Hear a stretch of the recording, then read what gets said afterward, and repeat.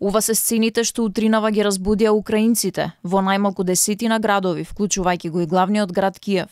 Оштетена е енергетската инфраструктура, некои од градовите се без струја и вода, а има и десетици жртви и многу повредени. 75 истрелани руски ракети се само почеток на одмаздата на председателот Путин за последната украинска офанзива, посебно за уништувањето на клучниот Кримски мост. Проектилите паѓаа на најфреквентните раскрсници, паркови и туристички места во центарот на Киев, со интензитет невиден дури и кога руските сили се обидоа да го освојат градот на почетокот на војната. Експлозии беа пријавени и во Лавов, Тернопил и Житомир на западот на Украина, Днепро и Кременчук во централна Украина, Запорожје на југ и Харков на исток. Украинскиот председател Володимир Зеленски изјави дека нападите биле намерно темпирани за да се убијат луѓе, како и да се прекине струјата.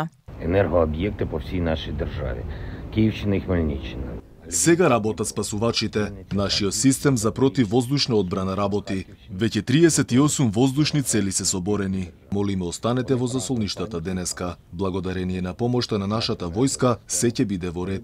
Секогаш следете ги безбедносните правила и секогаш запомнете, Украина постоеше пред да се појави овој непријател, а Украина ќе постои после неа.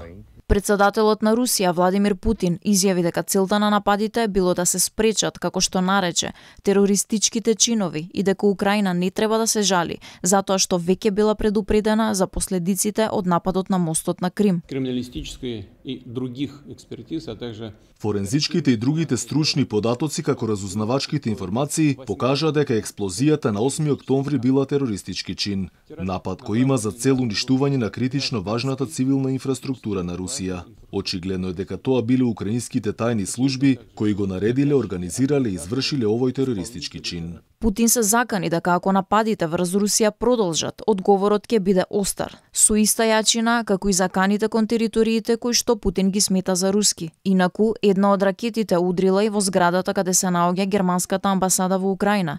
Европската унија го осуди денешниот напад, нарекувајќи го варварски.